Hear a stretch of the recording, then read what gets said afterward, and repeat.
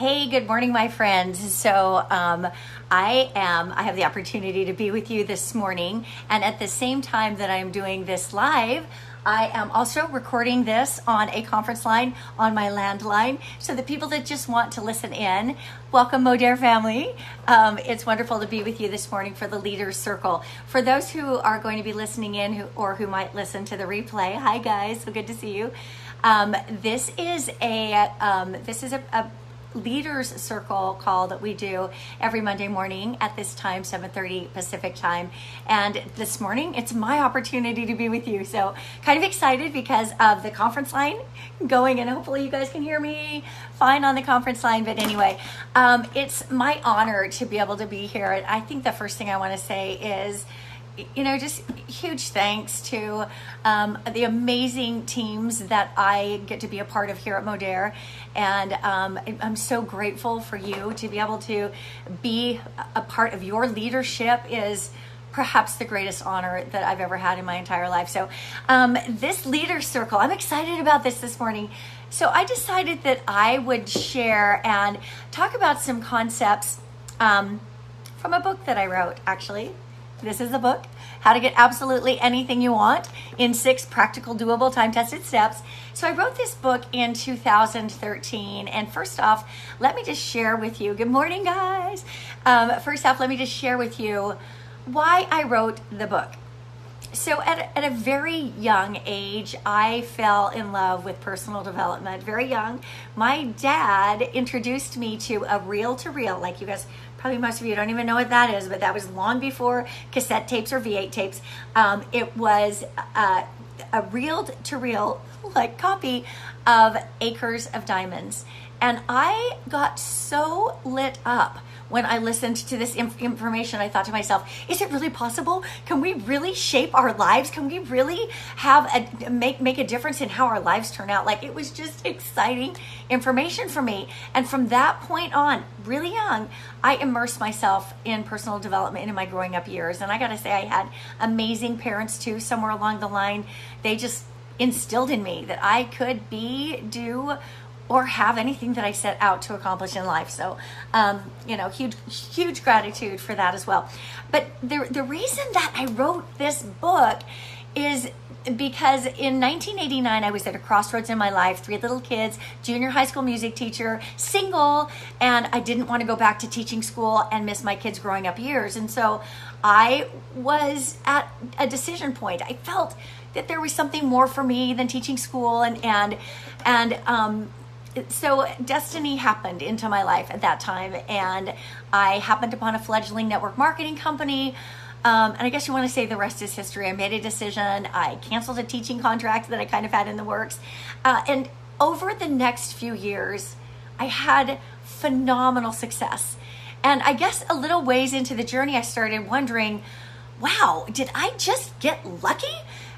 Can I replicate this kind of success? Can I teach other people how to have this kind of success?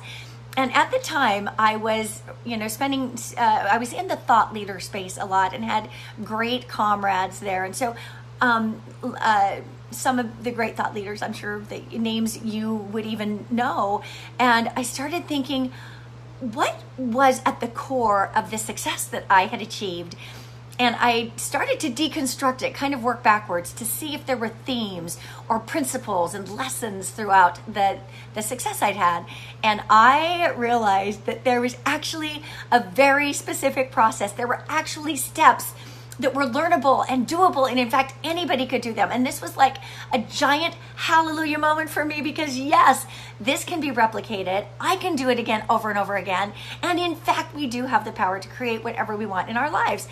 And so as I was distilling these 6 steps, I talked to Bob Proctor, who is a great friend and mentor, and I ran them by him and by Jack Canfield. And I just said, tell me, am I missing anything? Is this it? Is this the creative process from which you can take an inspiration or just a tiny idea that pops in, a desire, and it's just a whisper? Is this the process to be able to take that from that inspiration to actually showing up in your life? And in every case, they're like, yeah, That's the process. That's the creative process. And so what I'm going to talk with you about today is this process of deliberate creation. And so what I want to share with you is that the book has 6 main chapters, right? These 6 steps. I'm going to tell you what all 6 of them are, but kind of based on time, we're only going to have a chance to talk about probably 3 of them. So the 6 steps are this: the 6 steps to actively and deliberately creating the life you want in every area of your life, every department of life, is number 1, decide what you want. Decide what you want. Number 2, build belief. This is one of the ones we're going to talk about, guys. And we're going to dive into how you can uproot disempowering beliefs that are standing between you and the things that you were born to do, be, and have. Number 3 is craft a compelling vision. When we are led by a sense of possibility and we keep that big picture in our minds, we don't see the obstacles. We don't see the little minutia that gets in our way. And so craft a compelling vision. Number 4 is called Think It, like the power of our minds, right? It's all happening right here. Think it, speak it, the importance of speaking out loud our goals, our dreams, our desires, and affirm it into existence. That's number 4. I'm a real big believer in the power of positive affirmations. Number 5 is connect it with the heart. And number 6 is move into action. And so let's start by talking. So I want to talk about number 1 first, okay? Number 1 is decide what you want. I have learned through life, and particularly in this business, that decision and being solid and firm and committed in a decision is super important to success. And in fact, Napoleon Hill says that the people that are successful in any walk of life, they make decisions quickly and firmly. Have you guys noticed, like, successful people, if you're talking with somebody about your business and they take forever to decide, they deliberate back and forth and they're in, maybe, you know, and then once they get in, they waffle about. That is not success, right? So success comes to those who make decisions quickly and firmly. Napoleon Hill says the successful people in any walk of life know what they want and they usually get it. They make decisions quickly and firmly. So there is power in a truly committed decision. When you truly decide something and it's one of those, you know, non-negotiable decisions for you, then everything around you begins to be animated and move in step with your decision. So make a decision. One of the best things I did early on in my business, and believe me, I didn't know what I was doing, but I did make that whatever it takes decision. When I canceled that teaching contract and I jumped into this entrepreneur's journey to build my own business, to figure this stuff out one way or another, I made a whatever it takes decision, and it has served me well. So make that decision. Decide what you want. The word decide comes from a Latin word called decidere, and what it really means is to cut off. When you solidly decide that you will build this business, or when you decide anything that you want to go after in life and you make that decision, you cut off any other options. There's not a backdoor escape hatch. You can't consistently weigh, is it good? Is it fun? Is it working? Is it, you know, am I having a good time? You just have made a decision. So cut off any other options once you make that decision. No fence sitting. And the other piece of this is decide what you want. What do you want? Do you realize that your desire is a very potent creative force? And in fact, I believe that desires are planted in us for expression.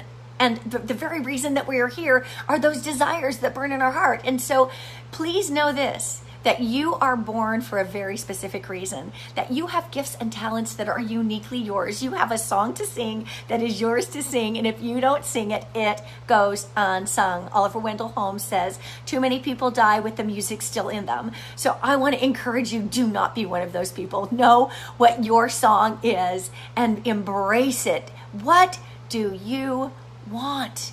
Why are you here? There is a purpose. It matters. You're called. People are waiting. There are people to be served. There are people waiting for your voice, for you to call forth the music from them.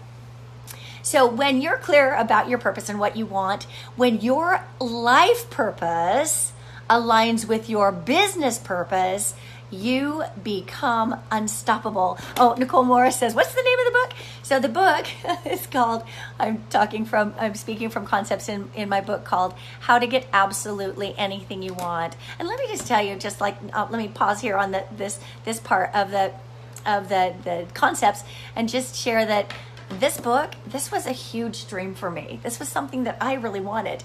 And I remember that when I first got the idea I was going to write a book, I actually, I couldn't even say the words out loud because it felt like such a big deal.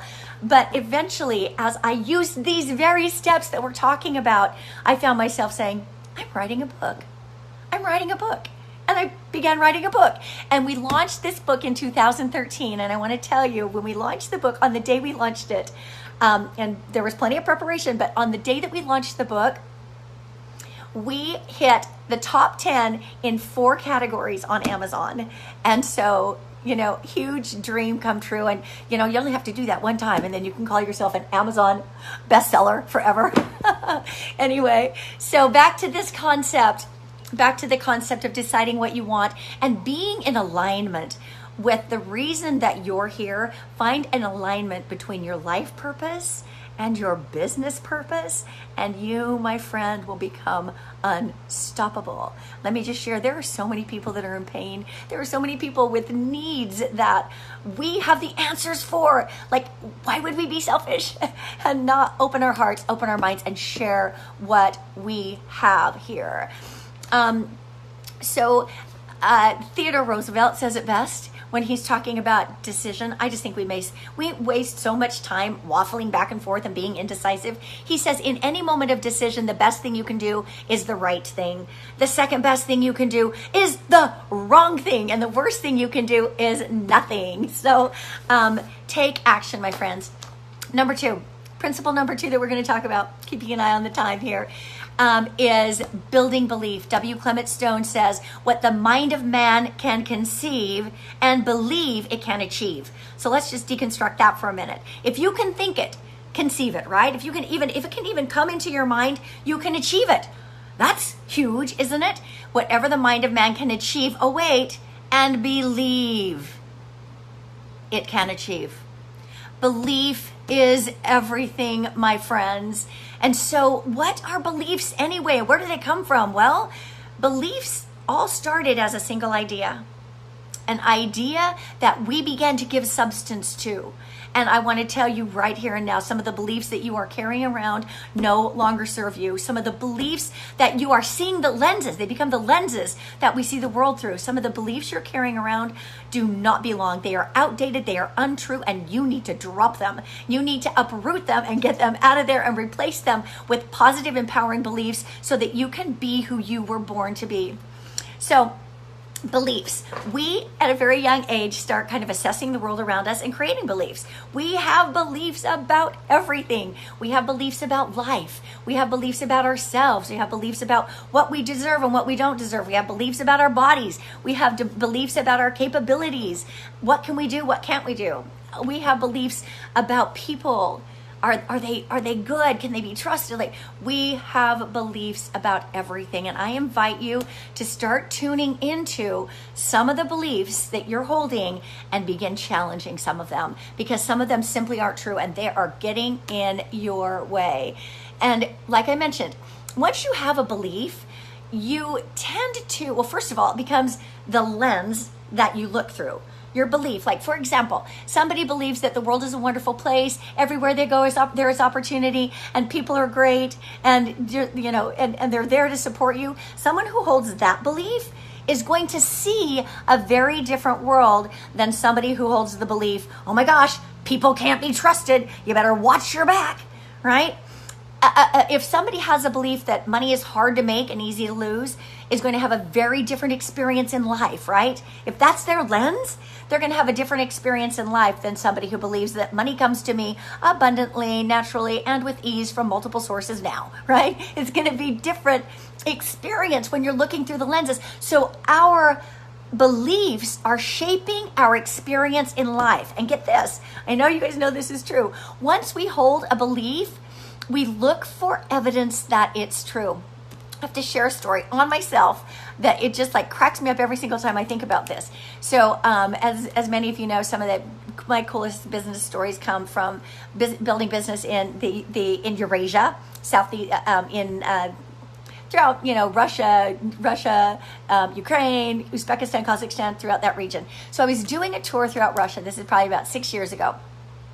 And the last city we were in was Smolensk. When I travel, I don't really watch what I eat, and I had not been watching what I eat. So I'm looking through the lenses, right, of I'm fat, and, I can't wait to get home and get my body back. So I had done my presentation, and now I've been to Russia a lot of times. I know some Russian words. And so I had, at the end of the presentation, a woman came up to me, and she was pointing at my belly, and she was saying, "Jirti, jirti, jirti," which means children. And I think she's telling me that I look pregnant. And I'm like, no, I'm not pregnant. But I'm so humiliated. Well, somebody translated and said, here's what she's saying. She's saying, the only thing I'd picked out was the word jirti. She's saying, you look way too thin to have had 4 children. So, what lenses was I looking through at the time, right? I'm looking through the lenses of I'm fat. And so I completely misinterpreted it. So what lenses are you looking through? Beliefs that are no longer serving you, that are getting in your way, and they're causing you to not see things as they are. Incredibly, not seeing yourself as you are. Missing the power you have, missing the reason you're here because you're looking through the wrong lenses. What lenses do you need to switch out? I invite you to become vigilant about your thoughts. And one little trick I like to use when I find the wrong thought coming into my mind that I can feel is taking me to lesser than myself, bringing me down, I use the words until now. Until now. So how that works is if I'm saying to myself, oh, you can't do this. You've tried that before. You said you were going to go Facebook Live 3 times a week before and you never did. Then I interrupt myself and say, until now. Until now. And can you feel the shift when you take that power back? Because guys, anything that happened up till now is ancient history. You can change everything by implementing these 6 steps and starting today. And incidentally, they do not have to happen in that order. They don't happen perfectly in decide, build belief, build a vision, think it, speak it, connect it to the heart, action. They don't happen necessarily in that order. You might get an inspired idea and start taking action.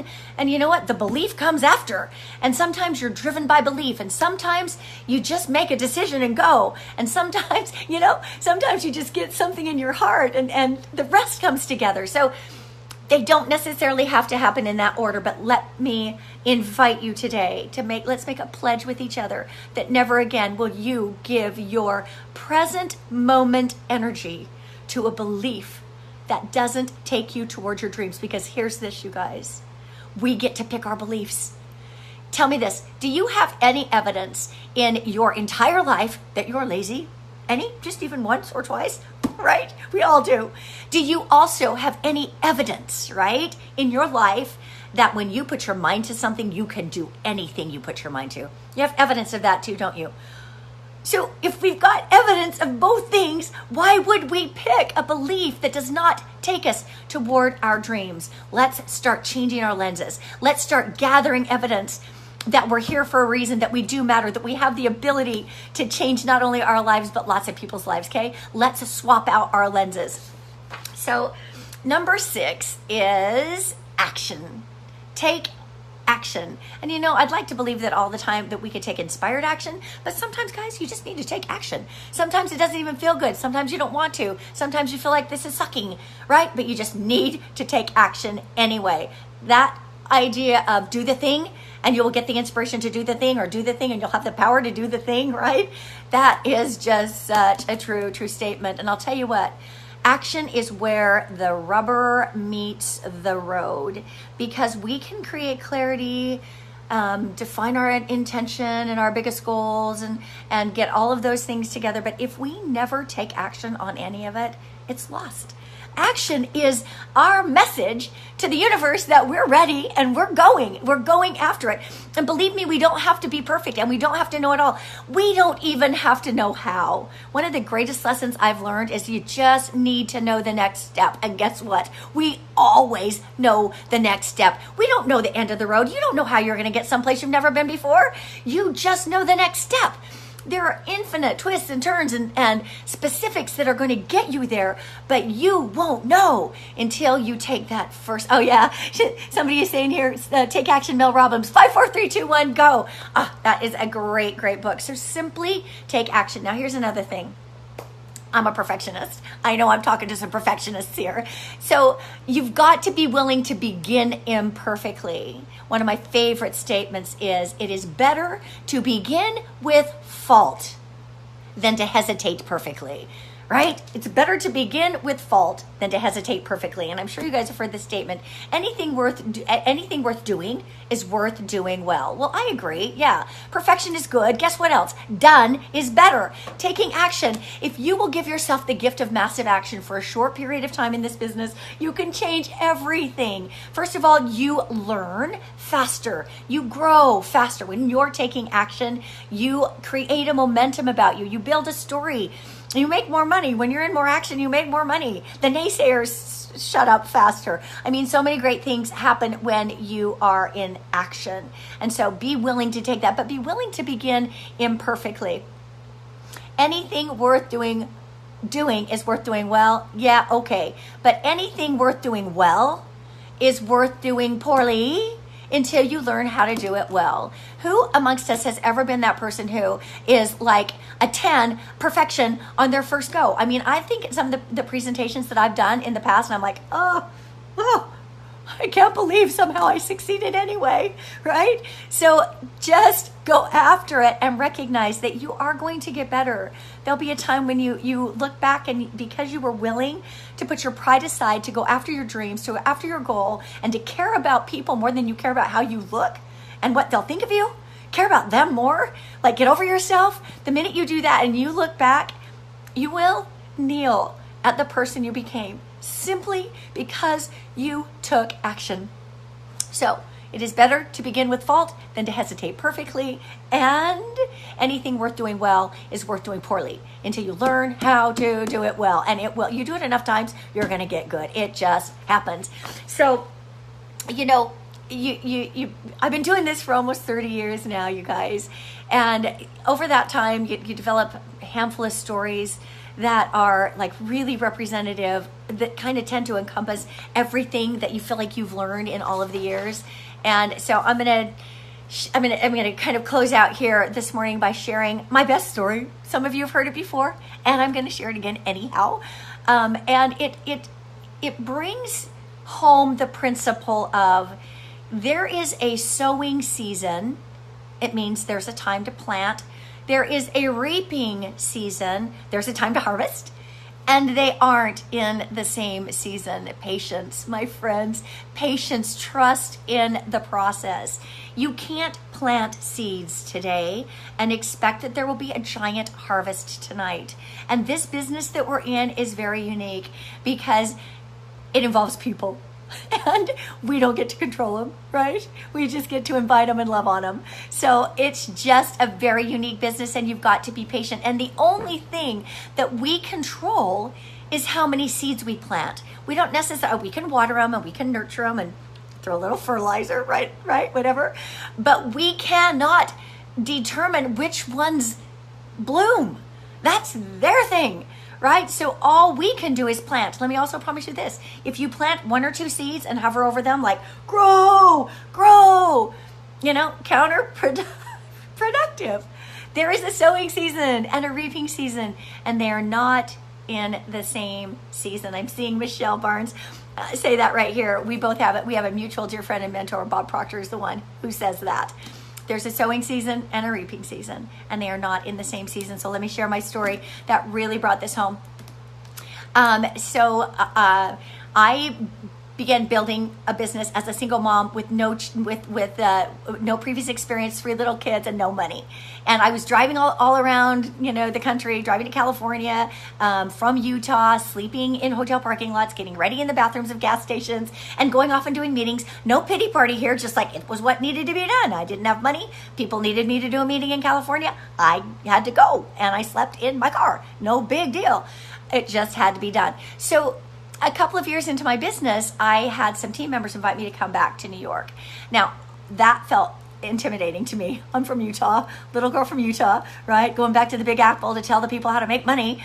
I was so prepared for that meeting. Ironically, the cab driver got lost on our way to that meeting. And we didn't even have the big Motorola brick-like phones. There were no phones. This is not, you can't call anyone. This is like 1991. And so I arrived late. The room was long and narrow and hot. People were fanning themselves irritatedly. I knew there was no retrieving that crowd. So I just got up and gave a short presentation about the company, the products, the timing, the comp plan, all of the basic key points. And then just wanted to disappear. I said, guys, I'm going to hang around if I can answer any questions. Again, I'm so sorry for being late. And if I can answer any questions, please come up and I'll help you. So a Russian gentleman came up to me and he put his hand out and he said, I'm taking this to Russia. And at this stage of my business, I didn't listen to people's words anymore, right? I just waited for their actions.